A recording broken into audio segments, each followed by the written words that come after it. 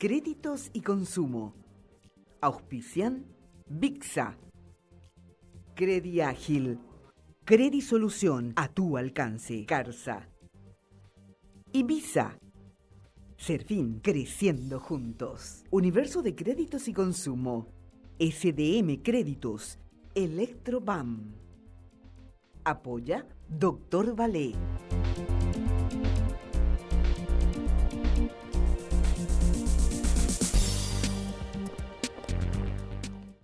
Comenzamos el programa. El día de hoy estaremos hablando de las empresas por acciones simplificadas y otras cuestiones relacionadas al emprendedurismo. Para ello invitamos a un abogado, un conocido abogado del sector y que en los últimos tiempos se ha especializado en materia de las EAS. ¿Cómo estás, Alejandro? Gracias por estar con nosotros. Muy bien, muchas gracias por la invitación. Un honor estar aquí para poder hablar un poco del emprendedurismo. Alejandro, las EAS, que son las empresas, mira, yo soy como abogado, pero vamos a hacer una entrevista como si fuera que yo no conozco nada del tema porque quiero que la gente aprenda, ¿verdad? Okay. Las EAS son una herramienta jurídica. Las empresas por acciones simplificadas fueron creadas principalmente para tratar de fomentar al emprendedurismo. Pero me gustaría que nos definas en pocas palabras qué son las EAS. Bueno, simplemente es una empresa por acciones simplificadas con la característica de que, a pesar de tener un nombre societario, puede ser creada por una sola persona. Sí. Es un gran acierto del actual gobierno poner a disposición de los emprendedores esta herramienta, y lo que permite es, con un bajísimo costo, si no es gratuitamente, la formalización de todas las empresas. Como vos sabés, nosotros tenemos un marco legal que respetar como empresarios socialmente responsables. Nosotros tenemos un Estado social de derecho, lo que significa que todo va en el marco constitucional, y entonces lo que nos permite una EAS al crear es directamente nacer como empresa ya 100% formal. Formal, claro. Ya sale con el registro a personas jurídicas, ya tiene el registro de patronal, Claro. tenemos el IPS y también todo lo que tenga que ver con la SET, o sea, sale con el RUC. Sí. Es una herramienta muy completa y que tenemos que trabajar nosotros en su difusión para traer la formalización al mercado empresarial, ¿verdad? Claro, con las EAS lo que se buscó principalmente es tratar de, como lo dice bien su nombre, simplificar también el trámite burocrático de constituir una sociedad, una empresa, ¿verdad? Recordemos que hoy en día tenemos en Paraguay, ayer estuve hablando con él, va a estar en el próximo programa con nosotros el presidente de ACEPI, la Asociación Paraguaya de MIPYME, me decía él que el 95% de los socios de ACEPI son unipersonales. Y entienda que el paso, el escalón siguiente sería tener una empresa con personalidad jurídica, y hoy en día tropezamos con el problema de constituir de repente una sociedad anónima. Tenemos el trámite burocrático de la abogacía del tesoro, primero contratar a un escribano, redactar un estatuto, abogacía del tesoro, comunicación a beneficiario final de persona jurídica, todos los trámites en registro. Hay mucho tiempo que de repente, no digo se pierde, pero la burocracia hace que el emprendimiento no pueda nacer de forma inmediata, y viene a tratar de, digamos, solucionar este impasse que nos generó la burocracia, las EAS, ¿verdad? ¿Cómo vos ves en el ejercicio de tu profesión, cómo ves la aceptación y la gente está usando, o todavía falta, como lo dijiste, más difusión? Se está usando exactamente, Estefan, eso hace. Elimina la burocracia y los costos que por escribanía y tal son costosos. Sí. El tiempo es dinero. La EAS se tramita 100% online. Sí. O sea, lo puede crear cualquier persona. Normalmente la asesoría es lo que pagan, y es muy poco porque requiere poco tiempo de capacitación para poder abrir. Ya trae un estatuto estándar. Eso elimina la necesidad de contratar un escribano para la creación de estatuto o de abogado para la creación de estatuto. Siempre que tu comercio sea algo estándar, si algo específico, obviamente vas a tener que invertir en eso. Sí. Entonces, se facilita mucho la creación de la empresa, se gana en tiempo, la formalización ya es directa. Es muy importante abrir tu empresa para acceder al mercado crediticio de manera legal. Sí. Al tener RUC, al tener registro de persona jurídica, al tener número patronal, al tener el IPS, también vos beneficias a todos tus empleados. Entonces esto aliviana el funcionamiento de las empresas porque ellos pueden tener acceso al crédito. Ahora, mencionaste que falta difusión y sí realmente, ¿en qué sentido? Al ser una nueva personería jurídica, no todos los colegas están interesados porque ya están acostumbrados a la sociedad anónima, a la SRL. Entonces, tropezamos con problemas en la apertura de cuentas. Sí. O sea, acá los bancos, financieras o cooperativas que empiecen a prestarle más atención van a ganar un mercado inmenso. Hay que recordar que el 85% del empleo en el Paraguay viene de las pequeñas y medianas empresas. Sí. Y esta herramienta está enfocada en ellos. Por dos cosas que mencionaste. Uno, el tiempo. Ganás un tiempo porque son 72 horas. A veces tarda un poquito más 10 días porque, bueno, tienen que atender, ¿verdad?, el proceso y bueno, eso a lo mejor demora unos días más, pero es rápido. Perdón, Alejandro, cuando hablas de rapidez, supongamos que yo hoy te llamo, te digo, Alejandro, te quiero contratar, ayúdame a constituir mi empresa para acciones simplificadas. Entonces, que alguna contradocumentación que le solicitas obviamente me vas a solicitar. ¿Y en cuánto tiempo vos me constituirías a mí esta empresa? Bueno, de promedio, en mi experiencia, 10 días hábiles, todo listo. Ya, todo listo. Ya con tu factura impresa. Con tu factura impresa. Sí, es muy rápido, es muy eficiente la gente que está trabajando en este proyecto. Este trámite se hace en una plataforma tecnológica que digamos, está manejada, administrada por el Ministerio de Industria y Comercio. Corrígeme si me equivoco, ¿verdad? Sí, así mismo, el SUACE. El SUACE. Sí. ¿Verdad? Es decir, cualquier cuestión relativa a algún conflicto, algún trámite que se entorpeció por una falta de documentación, se la hace ante el SUACE, que sería ante el Ministerio de Industria y Comercio. Como el trámite es electrónico, cualquier dificultad en la tramitación viene por email y es rápido. Ya. Son muy eficientes. Yo estoy sorprendido, muchas veces me sorprendí. Otra cosa que, vamos al ahorro de costos, no hay necesidad de publicar en grandes medios como, por ejemplo, una SA. Sí. Esto tiene su propia web, que también está facilitada por el ministerio, y ahí ya está, al difundir por ahí, al estar a la vista, el público ya cumple la función de que todo el mundo se entere de que existe la personería jurídica. ¿Tenés en mente, Alejandro, hoy en día cuántas EAs hay en Paraguay ya constituidas aproximadamente? Hay unas 500, 600 más o menos ya operando. Sí, operando. Y esta herramienta la tenemos vigente y activa para el empresariado, para el emprendedurismo en sí. Esto vino antes de pandemia. Hace un largo tiempo que se está trabajando. Al principio tropezamos con, no funcionaba el SUACE, se colgaba, se caía, tenían problemas técnicos. Sí. Pero en mi caso, por ejemplo, personalmente la directora se comunicó conmigo cuando se enteró que había un problema y ella misma... subsanó el problema. Sí, se nota que está muy interesada en que esta herramienta tenga un amplio uso. Sí, aquí estuvo con nosotros en su momento, estuvieron 2 directores de Rediex y también estuvieron gente del viceministerio de MIPYMES, ¿verdad? Y ellos hablaban mucho de lo importante de esta herramienta. Y en tu experiencia, Alejandro, la gente todavía no está... en el próximo bloque quiero hablar contigo del tema de las cuentas. Es un tema muy, muy álgido y me tocó participar en unas reuniones inclusive con el ministro de Industria y Comercio, y te quiero comentar una experiencia que tuve. Pero yo lo que iba antes a la gente... hoy en día la gente le tiene un poco miedo a la formalización, porque dice, si yo creo la empresa y no operativizo o no tengo un giro comercial, de por sí me van generando. Recordemos que si vos tenés una SA, ya tenés una carga de tener que comunicar cada tanto el tema de las asambleas que realizaste, a la abogacía del Tesoro, Hay ciertas multas que si bien hoy no se están aplicando mucho, pero hay resoluciones que establecen multas. Tenés ciertas cargas que hacen que la gente tenga miedo de repente a constituir sociedad anónima porque dice, tengo una carga muy pesada. ¿Eso pasa también con las EAS?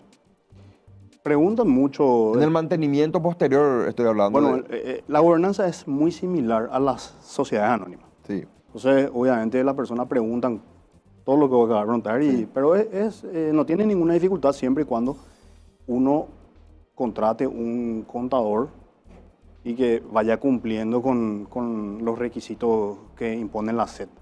Realmente es muy fácil de llevar. Es muy fácil de tramitar. Bueno, Sí. no solo de tramitar, sino también luego de llevarlo. Sí, es muy fácil. Y comentame algo, mira, te sigo haciendo las preguntas. El estatuto es un estatuto estándar que está en la plataforma. Sí. Luego uno lo imprime o lo tiene en sus registros, el emprendedor, el dueño de la empresa ya. ¿Cómo lo maneja físicamente o es todo online? Hay que imprimir, bajar el estatuto, Sí, imprimir el estatuto, los accionistas o el accionista lo firma, sí, luego eso se convierte en PDF, que es un documento ya, y lo sube al SUACE. ya. Y ahí empieza el trámite. O sea, uno de los requisitos es ese. Y hay que adjuntar la cédula, representante legal, representante suplente, etcétera, Sí. según las reglas de qué tipo de sociedad quiere, ¿verdad? Si es unipersonal o si va a ser con 2 socios o más socios. Quiero ir al tema, al primer conflicto que están teniendo, que tuvieron y que siguen teniendo el tema de las cuentas bancarias. Vamos a un primer corte, Alejandro, y volvemos en breve. Volvemos en breve con nuestro invitado, Alejandro Díaz Arce.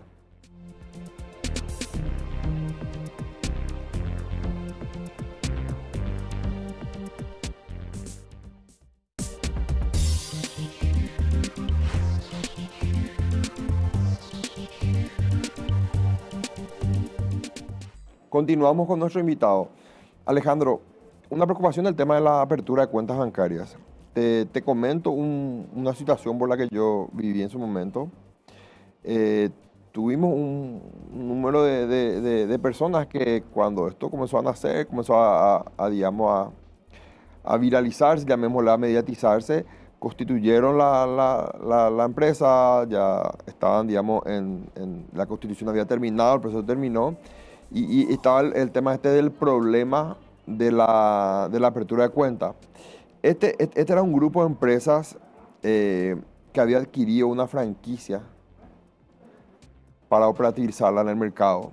Entonces tenía, digamos, por contrato con el franquiciante, tenía ciertas caras que tenían que cumplir y ellos ya estaban, digamos, operando, girando comercialmente y se encontraban con el problema de la apertura de cuenta bancaria. Y pasó el tiempo y hicimos las gestiones que había que hacer y en un momento llegamos a hablar con el ministro de Industria y Comercio y él nos decía que un problema que sí, no solo se está dando con las EAS, sino inclusive con las sociedades anónimas, digamos, tradicionales, que hay un problema muy grave por el tema todo lo que implica el tema de control de lavado de activos, las exigencias de CPLAR para el Banco Central. Entonces era como que había un palo en la rueda de la economía porque no se abrían las cuentas, pero se creaban las EAS y bueno, pues yo creo mi EAS, pero no puedo cobrar, ¿verdad? Me pagan un cheque y ¿dónde deposito? ¿Verdad? Y al final tengo que depositar mi cheque en la cuenta de mi hermano y entonces ahí rompo con la cadena de formalidad porque ¿por qué mi hermano está recibiendo un ingreso que no le pertenece, de un servicio que él no prestó? Entonces ahí comenzamos otra vez con el tema de ¿qué experiencia tenés en este punto? Y después yo te quiero dar una opinión mía sobre por qué yo creo que pasa esto. Bueno, en primer término, cabe señalar que la Constitución ampara toda actividad lícita. La EAS fue creada por ley, es una actividad lícita, por supuesto. El objeto es crear sociedades comerciales y deberían tener derecho a abrir inmediatamente en el banco con la sola presentación del estatuto, que es un documento público. Sí, Los registros también ya se imprimen, son documentos que se bajan de la web, sí. o sea, son documentos públicos también, tienen códigos. Entonces, yo creo que este problema se da por la falta de capacitación de las empresas financieras y tal vez un poco por desconocimiento o temor para que se crean las EAS. La formalización no tiene ningún sentido si no hay una cuenta donde depositar las ventas. Claro. La única, o sea, el objetivo principal de un emprendedor que se formaliza es lograr tener acceso al crédito, porque carece de capital, está comenzando. Sí. Entonces, con un balance de apertura más todos los documentos pertinentes de la EAS, ya deberían abrir la cuenta. Hay que diferenciar también, cosa que no hacen las empresas de crédito, es diferenciar entre la personería jurídica, la EAS propiamente, y los socios que la componen o el socio que la compone. Sí. O sea, si el socio tiene algún problema comercial, no debería afectar a la persona jurídica, porque se dividen los patrimonios y es una manera de salvar el patrimonio del emprendedor, porque el emprendedor tiene poca resistencia al riesgo, siempre es muy arriesgado. Sí. La persona que se va formalizando, el empresario, ya toma decisiones cautas. Y eso es lo que se busca en una sociedad para lograr tener una base empresarial, un tejido empresarial más fuerte. Y sí, el gobierno debería llamarle la atención a los bancos, financieras y todas estas instituciones de que le traten a la EAS como a las demás personas jurídicas que ya existen en nuestro sistema legislativo. O sea, las leyes están vigentes. Sí. Ellos tienen que respetar la ley, al igual que los emprendedores respetan la ley, se formalizan y después se encuentran con la dificultad de que no pueden abrir una cuenta. En tu experiencia en el ejercicio de la profesión, ¿tenés ya EAS que lograron abrir cuentas en entidades financieras? Sí, sí. No quiero mencionar las marcas comerciales. Claro, pero tenés. Y sí, por reserva también. Pero probablemente después de un largo trajinar, alguna que otra gestión de tu parte para lograr eso, ¿verdad? Dos bancos. Dos bancos. Son, creo que, los únicos que entienden del tema del tema o que están interesados en el segmento.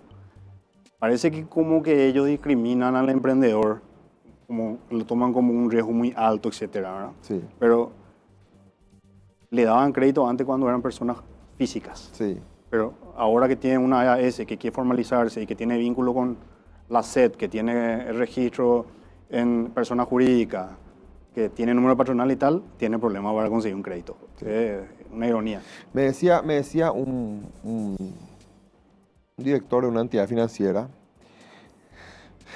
y hay cuestiones que yo coincido, a veces no siempre la culpa es solamente de una de las partes, sino la culpa es compartida.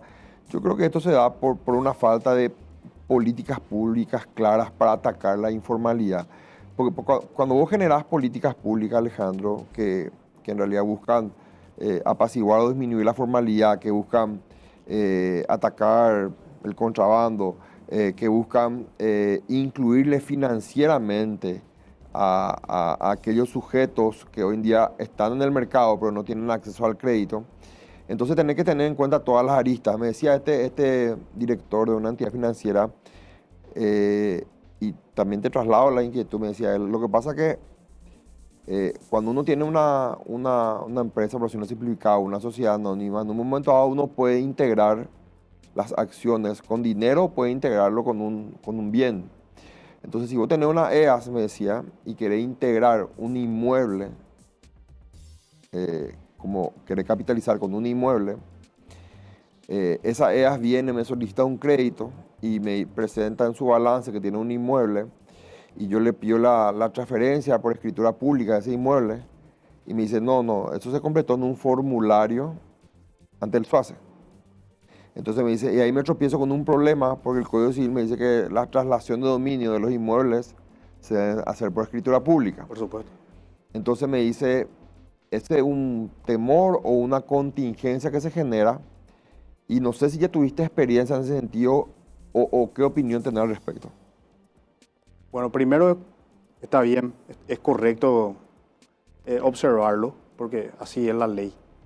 Pero existen maneras, y esto ya es una cuestión notarial, sí, de transmitirle la propiedad, porque ese es el cuestionamiento. Sí. Hay que transmitirle la propiedad a la EAS para que efectivamente tenga integrado así mismo. eso, ¿verdad? Tanto bienes registrables serían propiedades Vehículos. inmuebles también. o vehículos. Sí. Y eso hay que hacerlo vía ya escribano. Sí, Ese documento público, protocolo como le llamamos, eso se integra al SUACE, se sube al SUACE. Es un documento que uno adjunta y así adquiere la propiedad por escritura pública. Sí. Solo que a la EAS la integran dentro del marco del sistema donde se hacen los trámites para la EAS. claro.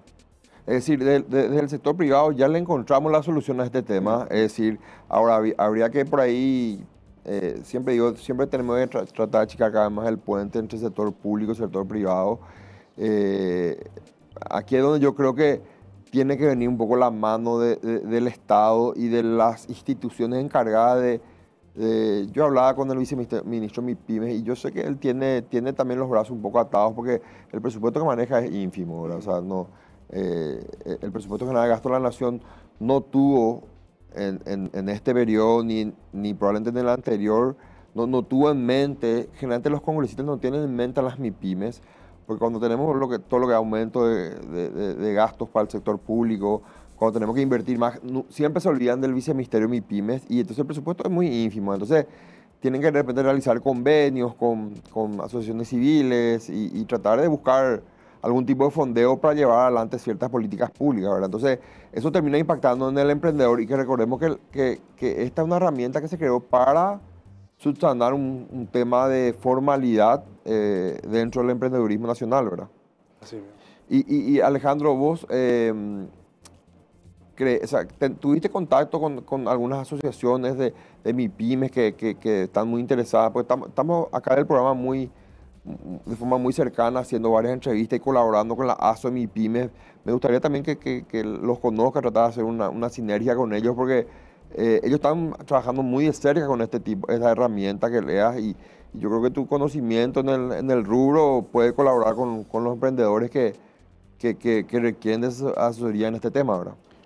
Bueno, hicimos una charla para la CEPI Ya. con otra colega en una oportunidad en los comienzos. Sí. Y tuvimos mucha alta participación, alto Sí. interés y tal, pero estábamos en pandemia y ahí estaba en auge el tema de ¿para qué abro una sociedad si no voy a tener cuenta? ¿Cómo voy a operar?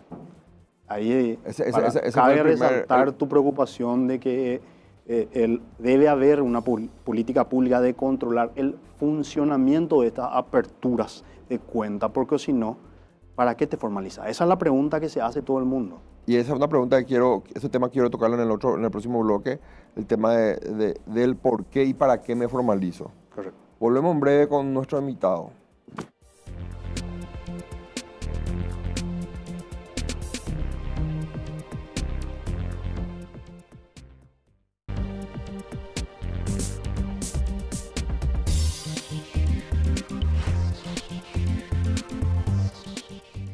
Seguimos con este tema apasionante de las EAS y su vínculo con las MIPYMES.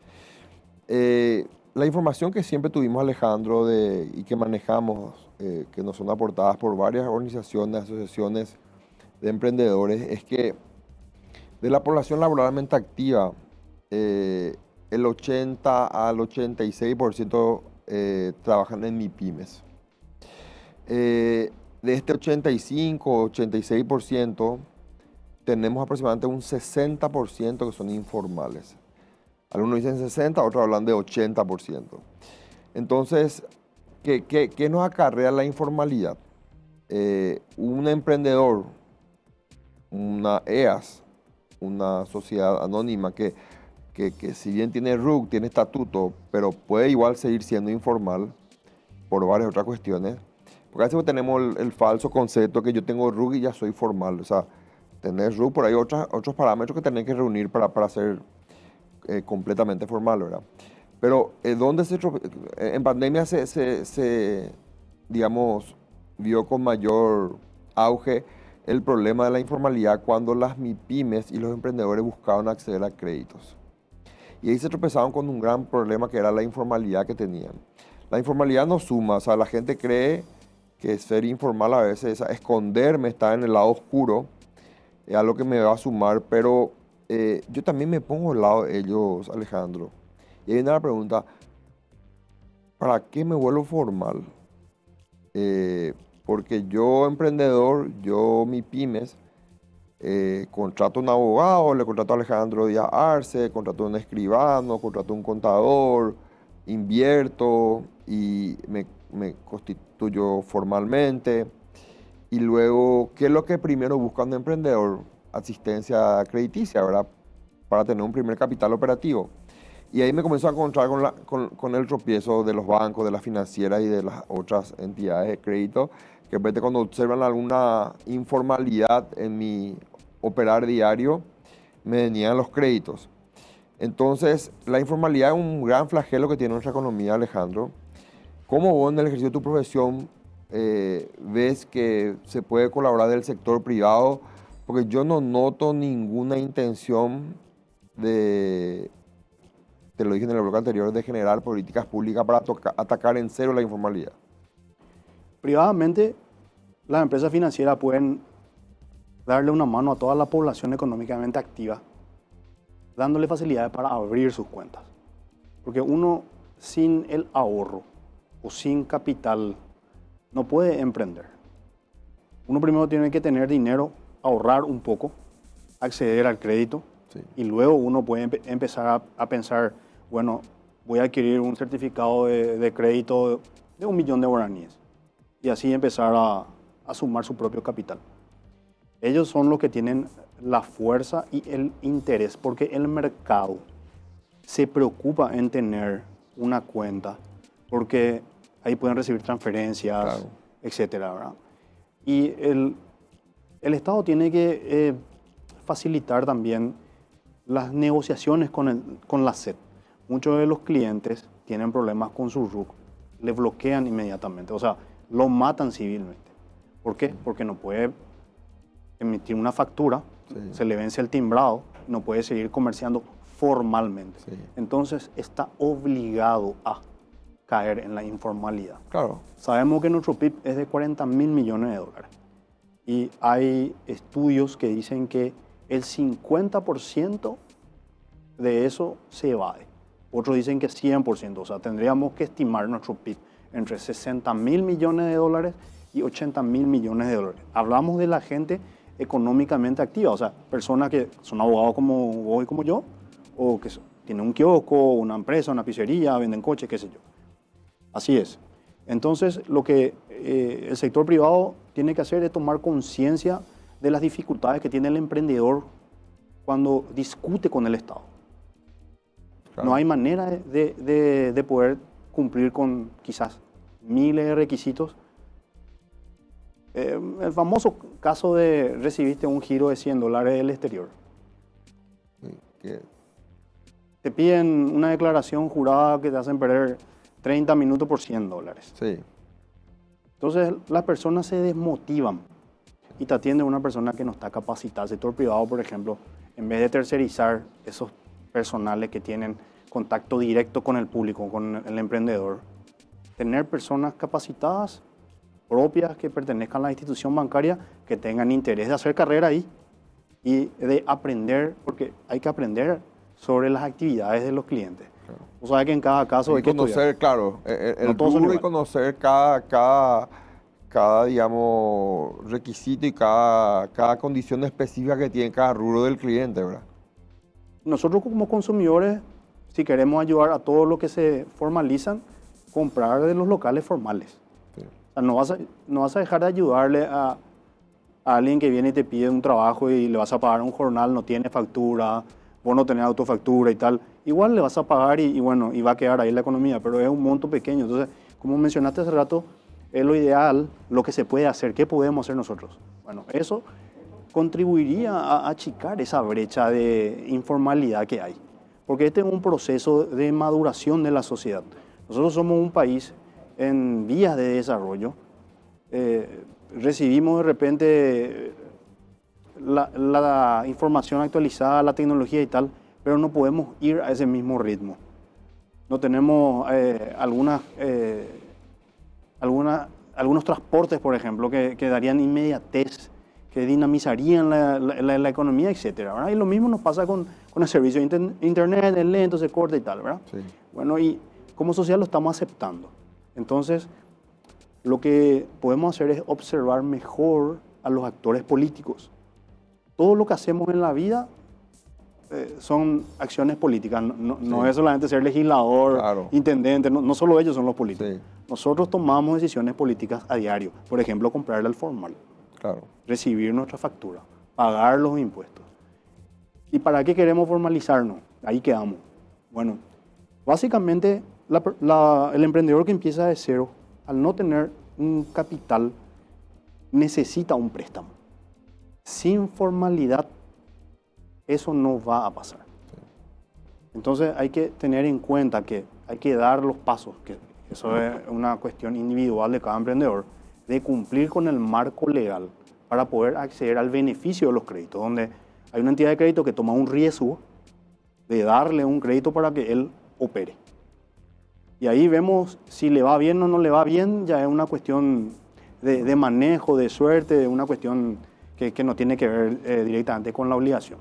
Con un grupo de profesionales de ambas, de muchas ramas, economistas, contadores, tributaristas, abogados, estamos trabajando en un eventual proyecto que vamos a presentar a lo mejor al Congreso Nacional, capaz que en este periodo o en el próximo, que tiene como una de las ideas una especie de amnistía nacional para la formalización. Porque el emprendedor, el que no es emprendedor, cualquier persona económica, laboralmente activa, y también la que no es laboralmente activa, tiene miedo a formalizarse o tiene miedo a regularizar su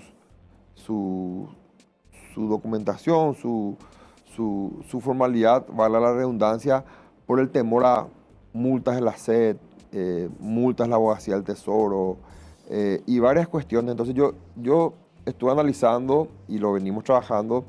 Bueno, estoy hablando 1 año de plazo o 2 años de plazo para todo aquel que quiera formalizarse y que se generen unas políticas públicas para, bueno muchachos, aquí vengan a formalizarse, tenés deudas con la SED y bueno, vamos a condonarte este porcentaje y este porcentaje que queda, damos un plan de pago, tenés multas con la Abogacía del Tesoro, o sea, no tenés cuenta bancaria, y bueno, vamos a hacer una gestión a través del Banco Central del Paraguay, Ministerio de Industria y Comercio, SUACE, CEPELAT, entonces que desde el Estado, en una sinergia con el sector privado, hagamos un plan nacional de formalidad para la gente y lo lanzás eso por una única vez, en el sentido de le das oportunidad a la gente, y si en 2 años aquel que no se formaliza es porque ya en realidad, porque la gente cree que el que no quiere formalizarse es porque tiene una mala fe y quiere nomás ser alguien que viva en la oscuridad, y no siempre así, Alejandro. Hay gente que quiere formalizarse, no puede porque hay burocracia,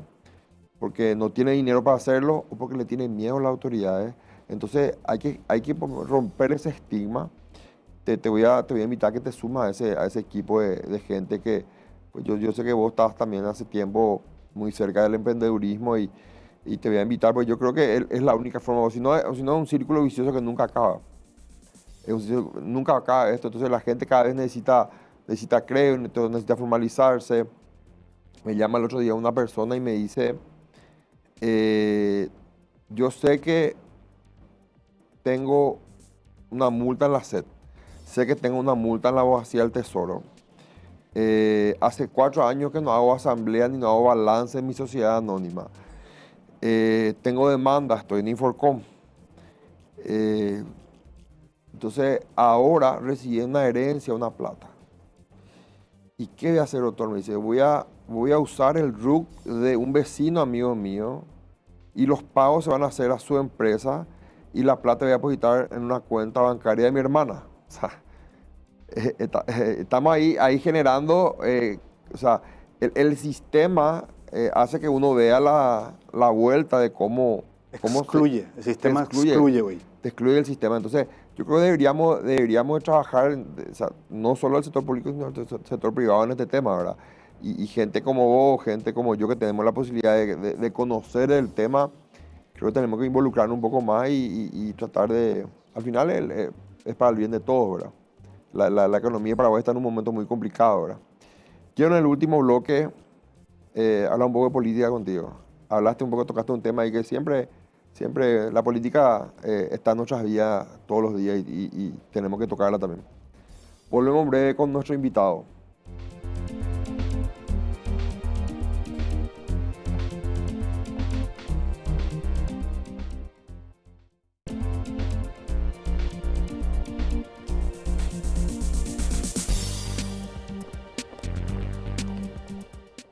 Último bloque del programa, continuamos con Alejandro Díaz Arce.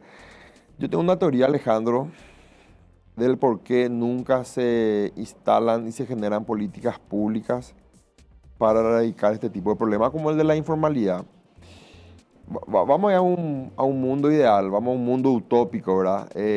Que se genere este plan nacional de amnistía y que ese 70% de MIPYMES o de emprendedoras a nivel nacional se puedan formalizar y que toda persona que resuelva emprender tenga reglas claras, mínima burocracia y pueda emprender, acceder a un capital, a un crédito de forma fácil y que le permita ser autosustentable, generar su propio emprendimiento, su propia empresa y que así vaya creciendo como emprendedor.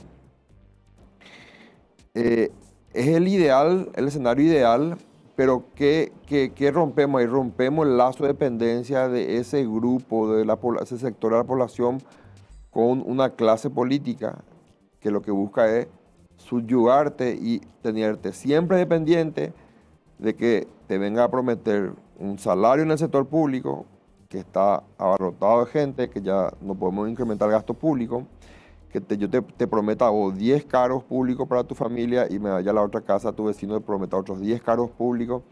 Entonces, ¿qué es lo que hacemos? Engrosamos el gasto público en las instituciones por más salario y hay un sector joven, un sector emprendedor que a veces, ¿cuál es su única meta? Eventualmente, cuando se acerca un político, es decir, bueno, que me dé un contrato precario de 6 meses en un ente público.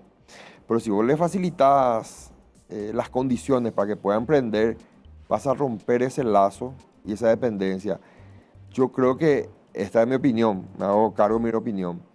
Yo creo que la política nos toca a todos y no podemos seguir viviendo en paralelo a lo que pasa en la política de día a día en nuestro país. Y tenemos que involucrarnos, inmiscuirnos cada día más. Exactamente lo que decís es un imperativo moral de nuestra generación. Hablaste de nosotros, Sí. voy a decir nosotros también. Hoy nosotros estamos ante el cambio de ley en las elecciones internas. Sí. Hoy nosotros podemos mirar la cara del candidato, conocer su currículum y su vida. Hoy podemos elegir a los representantes. Antes los metían en una lista sábana y te tiraban eso al legislativo. Nosotros tenemos que cambiar el legislativo con personas como nosotros. Claro. Tenemos que ocupar ese lugar para poder legislar o tener la oportunidad de proponer políticas públicas que saquen al emprendedor del oscurantismo, del político, burócrata tradicional que viene a prometer por un voto mentiras. Sí. Se impone la realidad. Por eso vemos ahora un guaraní devaluado, vemos una política estancada, un gobierno que ha endeudado como nunca antes, como 16.000 millones de dólares. Eso responde a la pregunta que hiciste hace rato. ¿Para qué voy a formalizarme? Para seguir sosteniendo un Estado que crece sin consideración. Este año se violó la ley de déficit y todos aplaudieron. Y eso está mal. Lo que corresponde es que todos nos hubiéramos ajustado más aún el cinturón. Ese es el ejemplo que da la política que se está yendo. Porque ahora creo que tenemos la oportunidad, estamos ante la posibilidad de tener una renovación generacional de actores políticos. Sí. Y también hay una oferta electoral de personas preparadas, capacitadas y con una foja de vida que ha dado buenos frutos. Claro. Entonces, hoy Es el momento de involucrarse y vos decías, vos tenés aceptado ya el desafío. estamos ahí. Vos estás dentro del... Estamos ahí. Sos parte del cambio ya. Estamos con esa firme intención de ser parte del cambio. Y como lo decíamos, el día a día, vos diste un ejemplo que me gustó. Cuando compramos de forma informal, ese es un acto político que perjudica a tu país y en consecuencia te perjudica a vos. Cuando vendemos nuestro voto, también es un actuar político, que es decir, vendes tu voto para comer una semana, pero luego tenés hambre 5 años. Entonces, esa es la mentalidad que tenemos que cambiar. Y todo esto se traslada también a nuestro sector. Hablo de nuestro sector porque ambos ejercemos la profesión muy vinculado al sector financiero, económico. Entonces, vemos día a día que un mal legislador te genera una ley mal redactada, en consecuencia mal aprobada. Eso te lleva a que no se puedan aprobar políticas públicas. Y si la aprobás, tenés deficiencia en la redacción de la ley y que te traen el problema yo dije, ¿por qué cuando se creó el EAS ya no hubo una sinergia entre el Banco Central y el Ministerio de Industria y Comercio y el Congreso Nacional para de alguna u otra forma generar ya una especie de, entre comillas, obligación a la entidad financiera? Porque hasta ahí podría hablarse de cierto acto de discriminación, ¿verdad? ¿Por qué si la ley le da total validez a esta herramienta jurídica? ¿Y por qué no se está dando? Yo creo que hasta ahora nomás nadie nos está animando a judicializar eso, Alejandro. O sea, el día que alguien se le anima a judicializar el tema del por qué no te quiere abrir la cuenta de una EA, vamos a estar en un tema que vamos a tener que, digamos, apagar ese incendio de forma inmediata, ¿verdad? Y la política está en todo, ¿verdad? La política está en todo y yo te veo muy, muy activo también en tus redes sociales, siempre combinado un poco el tema de lo que es la profesión, de lo que es, digamos, pero siempre va muy vinculado también al tema político. Y como vos decís, estamos yo le decía al presidente ASEPI, a toda la gente del sector privado que vino acá, ustedes tienen un año muy difícil, le decía. Este es un año electoral. Están peleando para ampliar el tema del presupuesto para el FOGAPI. Y yo le decía, yo en este año, mira, si no lo logras para mediados de año, olvídate, año perdido, el año que viene peor. Entonces, fíjate que el país se va a estancar este año y medio, Alejandro, por esta lucha que existe dentro de la política, por intereses opuestos que están tratando de mantenerse en el poder y eso repercute en el emprendedor, repercute en tu profesión, en mi profesión. Y coincido contigo, hay que tratar, hay que involucrarse más ahora. Hay que ocuparse. Ahora, por ejemplo, el poder real está en el legislativo. Ahí es donde se estructuran las políticas públicas y un legislador que no está preparado, sin desmerecer a nadie, porque en la democracia uno dice, bueno, yo me postulo y si tiene los votos está ahí de representante. Esa es la regla. Sí. Yo respeto, vos respetás. Así es la historia.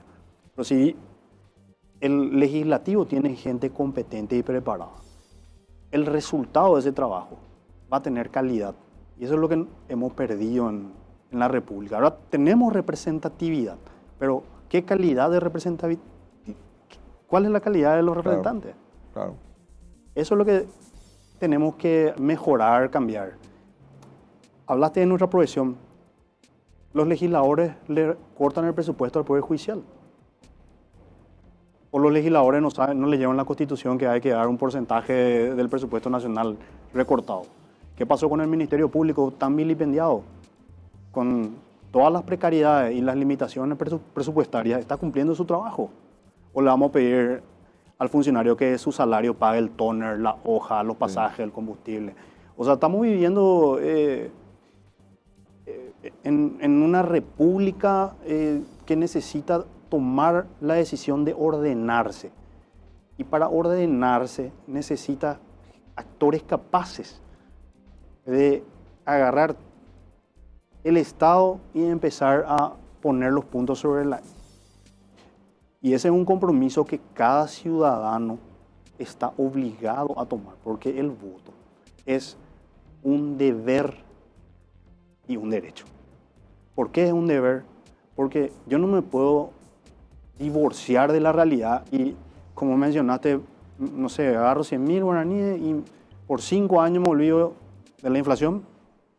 Eso no ocurre. De la salud, eso no ocurre. Entonces, es un compromiso. Y decir que me importa la política, me importa mucho. Yo soy aristotélico. Creo que como somos animales políticos, tenemos la obligación de hablar de política como una cuestión de ética y no de política partidaria como la gente confunde, ¿verdad? No hablar de fútbol, no hablar de religión, no hablar de... Bueno, en la universidad nosotros una de las primeras cosas que hicimos fue estudiar las 7 grandes religiones.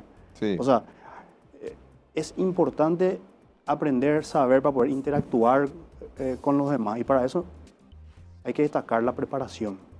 Y en ese tren de cosas, bueno, vos sos abogado, o sea, vas a ser un excelente representante en la Cámara, así que estoy seguro que vas a tener los votos suficientes para estar adentro. Así que voy a esperar y exigir un buen trabajo.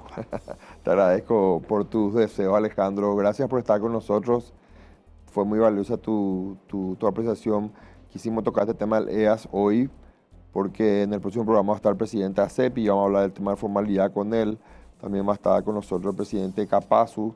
Y bueno, temas vinculados a este tema que lo hablamos aquí dimos el puntapié inicial para hablar un poco del EAS y de la problemática y de los beneficios que trae al sector del emprendedurismo. Gracias por estar con nosotros.